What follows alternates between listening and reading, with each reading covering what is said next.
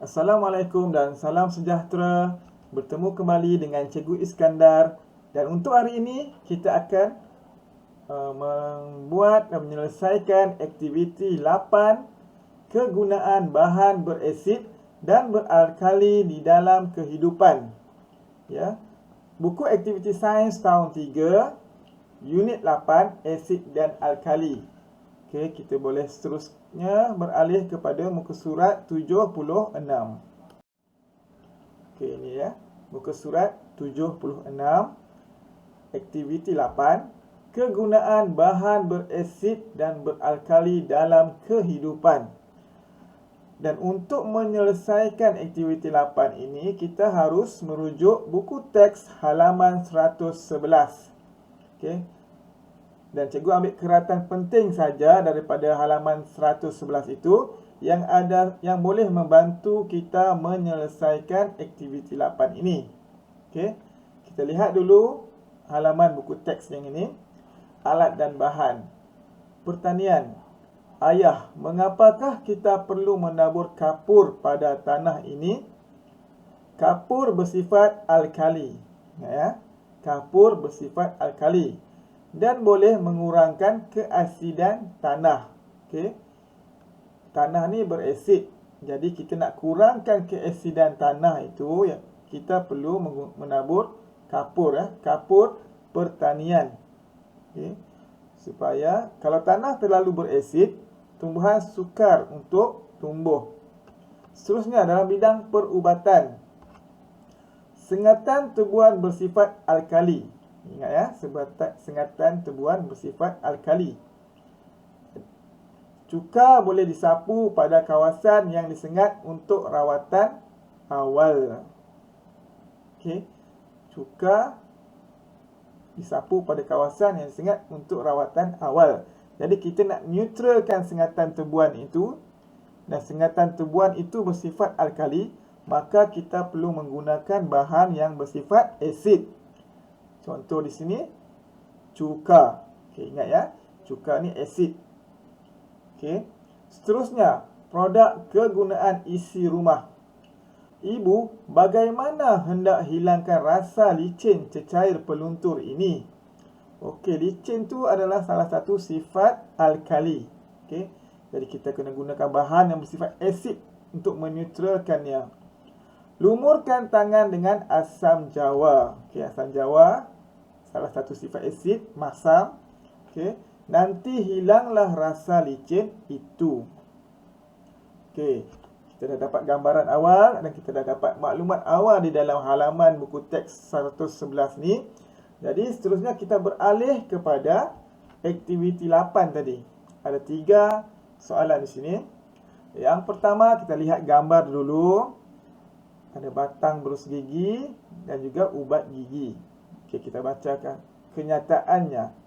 Yusuf menjaga kesihatan gigi dengan menggunakan, okey, kita rujuk gambar, menggunakan apa? Ya, menggunakan ubat gigi. Ubat gigi yang bersifat, ini apa yang telah kita belajar sebelum ni. Apakah objek ataupun bahan yang bersifat asid dan ataupun apakah bahan yang bersifat alkali. Jadi kalau imbas kembali, kamu tahu tak apakah sifat bagi ubat gigi ini? Ubat gigi bersifat alkali, ya. Ubat gigi yang bersifat alkali. Seterusnya yang kedua, Pak Rosli menabur. Okey, kita tengok dekat bag ni ada tulis apa benda yang ditabur oleh Pak Rosli. Okey, ditulis di situ kapur pertanian. Okey, Pak Rosli menabur kapur pertanian. Sama seperti petikan yang ini tadi. Kapur, ya. Kapur pertanian sama. Okey. Yang bersifat, okey, kapur tadi bersifat apa? Alkali, ya. Pak Rosli menabur kapur pertanian ataupun kapur pun boleh kamu jawab, yang bersifat alkali ke atas batas tanaman bagi mengurangkan sifat asid pada tanah. Okey, selesai yang kedua. Seterusnya kita pergi kepada yang ketiga. Okey, gambar ada cuka. Okey. Ibu Alia menyapu yang bersifat pada pipinya yang disengat tebuan bagi rawatan awal. Okey, lihat pada halaman buku teks tadi sama saja situasinya. Okey, Ibu Alia menyapu, tengok sini, di sini pun ada jawapannya. Ibu Alia menyapu cuka. Cuka itu bersifat dia yang menentang alkali. Okey. Cuka yang bersifat asid. Okey, sebab sengatan tebuan itu bersifat alkali, kita nak neutralkan sengatan tebuan tu, kita harus menggunakan bahan yang bersifat asid seperti cuka. Ibu Alia menyapu cuka yang bersifat asid pada pipinya yang disengat tebuan bagi rawatan awal. Okey, selesai. Kita teruskan yang keempat. Mak Siti melumurkan tangannya dengan, rujuk gambar limau, cecair ya. Cecair limau. Okey, cecair limau nipis. Mak Siti melumurkan tangannya dengan cecair limau nipis yang bersifat, sebelum ini kita kena rujuk balik apa yang telah kita pelajari sebelum ni. Kalau limau nipis, sifatnya apa? Dan dianya harus menentang sifat licin, sifat alkali tadi. Jadi alkali lawannya asid. Okey, sebab nak hilangkan rasa licin, kita kena gunakan bahan yang bersifat asid. Okey.